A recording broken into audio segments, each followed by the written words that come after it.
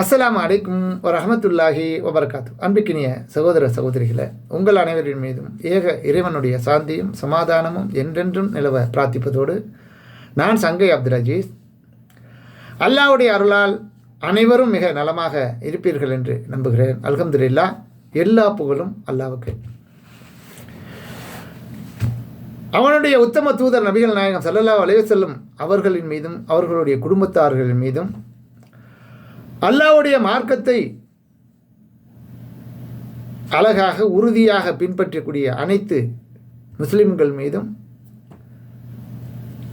அவனுடைய சாந்தியும் சமாதானமும் என்றென்றும் நிலவ பிரார்த்திப்பதோடு, நான் சங்கை அப்துல் அஜீஸ்.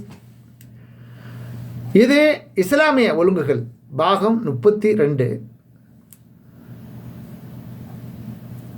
சிந்திப்பவர்களுக்கு நேர்வழி என்பதை பற்றிய ஒரு சிறிய காணொளி.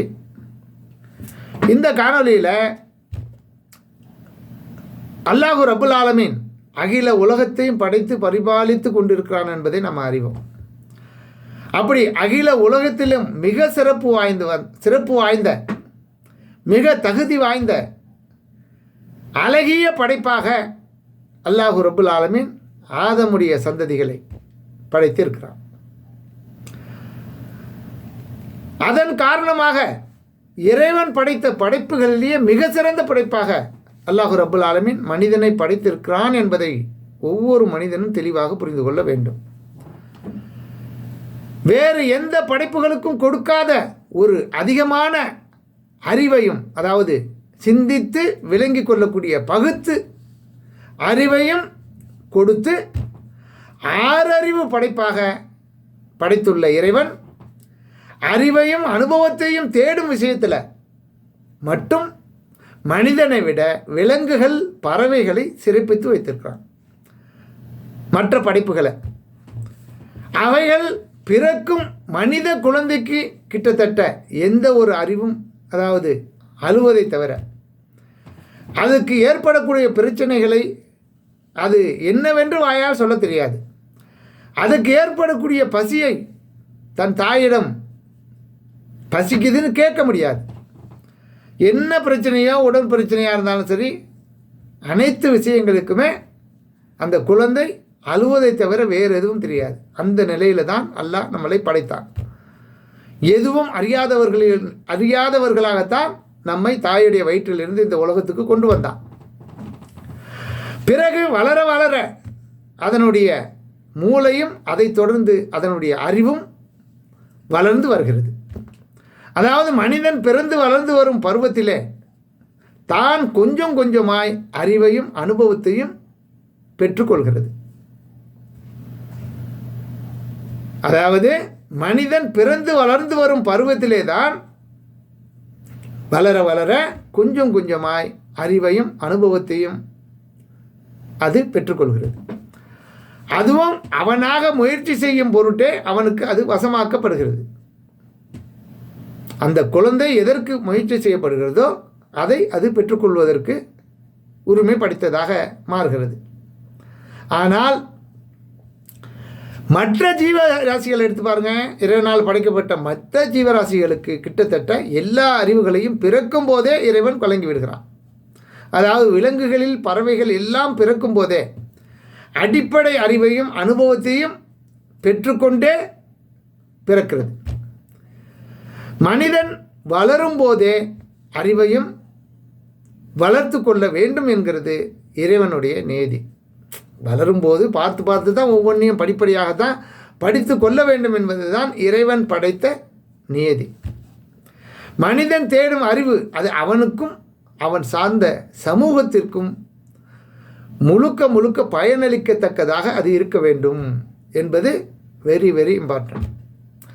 அத்தகைய அறிவை தேடும் முயற்சியில் ஒவ்வொரு மனிதனும் சிரத்தை எடுத்துக்கொள்வது காலத்தின் கட்டாயமாக அமைந்திருக்கிறது. சிரமம் இல்லாமல் எதுவும் கஷ்டப்படாமல் எதையும் பெற முடியாது. அப்படித்தான் இறைவன் நம்மை படைத்திருக்கிறான். அதற்காக தேவையான நமது உடல் அமைப்பில் தேவையான உறுப்புகளை வழங்கியிருக்கிறான். இதற்காகத்தான் நேர்வழி காட்டக்கூடிய அல்லாஹ்வுடைய வேதமாகிய நன்மை தீமைகளை பிரித்து அறிவிக்கக்கூடிய சத்தியம் அசத்தியத்தை தெளிவாக சொல்லக்கூடிய அல்லாஹ்வுடைய வேதம் திருமறை குர்ஆன் 23 ஆண்டுகளாக 23 வருடங்களாக அதை சிறுக படிப்படியாக அல்லாஹ் ரப்புல் ஆலமீன் இறக்கி வைத்து அதன் மூலம் அண்ணல் நபி ஸல்லல்லாஹு அலைஹி வஸல்லம் அவர்கள் மூலமாக மக்களுக்கு பாடம் நடத்தியிருக்கிறான் என்பதை நாம் புரிந்து கொள்ளணும். அற்புதமான அழகிய பாடம் நபிகள் நாயகம் ஸல்லல்லாஹு அலைஹி வஸல்லம் அவர்கள் மூலமாக நடத்தப்பட்டிருக்கிறது என்பதை மேலதிக விளக்கமாக நம்ம புரிந்து கொள்ள வேண்டும். ஒவ்வொரு மனிதனும் தான் மரணிக்கும் வரை அறிவை தேடிக்கொண்டே இருக்க வேண்டும் என்பதுதான் இறைவன் படைத்துள்ள இயற்கையின் நியதி. அதை நாம் புரிந்து கொள்ள வேண்டும், புரிந்து நடக்கக்கூடியவர்களாக மாற வேண்டும். ஆக தனக்கு அவ்வப்போது கிடைக்கும் அறிவு தனக்கு ஏற்கனவே மூளையில் அடைப்பட்டிருக்கும் பல மூட நம்பிக்கைகளால் சிதைந்து போய்கொண்டிருக்கிறது என்பதை நாம் கவனத்தில் கொள்ள வேண்டும். எவன் ஒருவன் தனக்கு கிடைத்த அறிவை கொண்டு உண்மையிலேயே மனிதன் சிந்தித்து செயல்பட்டால் ஒழிய அந்த அறிவினால் மனிதனுக்கு எவ்வித பயனும் இல்லை என்பது நிதர்சனமான உண்மை என்பதை உலகத்தில் நடக்கும் நிகழ்வுகளை உலக மனிதர்களை கொஞ்சம் அசை போட்டு சிந்தித்து பாருங்கள், தெளிவாக நீங்கள் உணர்ந்து கொள்வீர்கள். இது மார்க்கமானாலும் அல்லது உலக விஷயங்களாலும் சரிதான், இப்படிதான் இறைவன் படைத்து இருக்கின்ற நியதி. மனிதர்களால் சொல்வது போல் இயற்கையின் நியதி. சிந்திப்பவர்களுக்கே அல்லாஹ் நேர்வழியை கொடுக்கிறான். யார் சிந்திக்கவில்லையோ, இறைவன் வழங்கிய அந்த அறிவை யார் பயன்படுத்தவில்லையோ, இந்த உலகத்தில் நடக்கக்கூடிய நிகழ்வுகளை யார் சீர்தூக்கி பார்க்கவில்லையோ, ஏன் எதற்காக ஒவ்வொன்றிலையும் அதில் பாடம் இருக்குது, படிப்பினை இருக்குது. எந்த ஒரு நிகழ்வாக இருந்தாலும் சரி தான், அது அழிவாக இருந்தாலும் சரி, ஆக்கப்பூர்வமாக இருந்தாலும் சரி, அதில் ஒரு செய்தி இருக்குது. அதை சிந்திக்கக்கூடியவர்கள் தெளிவான ஒரு அறிவை அதிலிருந்து பெற்றுக்கொள்வார்கள். சுருக்கமாக சொன்னால், இந்த உலகத்தில் ஒரு மரத்திலிருந்து விழக்கூடிய ஒரு இலை இருக்க, அது கூட அவனுக்கு அறியாமல் விழுவதில்லை. அனைத்து விஷயங்களும் அவனுக்கு அறிந்தபடி, அவனுடைய நீதிப்படி, அவனுடைய ஆற்றலின்படி, அதிகாரத்தின்படியில் தான் நடந்து கொண்டிருக்கிறது, நிகழ்ந்து கொண்டிருக்கிறது என்பதை நாம் சிந்தித்து புரிந்து கொள்ள வேண்டும். எனவே அத்தகைய இறைவன் தனது தூதரின் மூலமாக தெளிவான ஒரு அழகான வழிமுறையை நமக்கு தெளிவாக எடுத்து சொல்லி இருக்கிறான். அது யுக முடிவு நாள் வரை பாதுகாக்கப்பட்டும் இருக்கிறது. யாருக்கு உங்களுக்கு நேர்வழி வேணுமோ, யாருக்கு அந்த மறுமை வாழ்க்கையில் வெற்றி பெற வேண்டுமோ, எந்த ஒரு துன்பத்தையும் அடையாமல் நிம்மதியாக நீங்கள் நினைத்ததெல்லாம் உங்களுக்கு கிடைக்கக்கூடிய ஒரு அற்புதமான வாழ்க்கையாக வேண்டுமென்றால், இறைவனும் இறைவனுடைய தூதர் அவர்களும் காட்டி தந்த அத்தகைய நேர்வழியை நாம் அனைவருக்கும் தந்து அதில் நிலைத்திருக்க செய்ய வேண்டும் என்று அல்லாஹ்விடம் அனுதினமும் நாம் பிரார்த்தனை செய்து கொண்டிருக்கணும். அது மட்டுமல்லாமல் அல்லாஹ்வும் அல்லாஹ்வுடைய தூதரும் சொன்ன அந்த வழியில் நாம் தவறாமல், இதுதான் நேர்வழி, சிராத்தல் முஸ்தகீம் என்பதை அல்லாஹ் தெளிவுபடுத்தி விட்டான். அல்லாஹ்வுடைய தூதர் அழகாக நமக்கு சொல்லிவிட்டு சென்று விட்டார்கள். அவைகள் தெளிவாக நம் கண் முன்னால் இருக்கின்றன. ஒவ்வொருவருடைய கையிலும் உங்களுடைய வீட்டு கதவுகளை தட்டி கொண்டு இருக்கிறது, உங்கள் செல்போன் மூலமாக.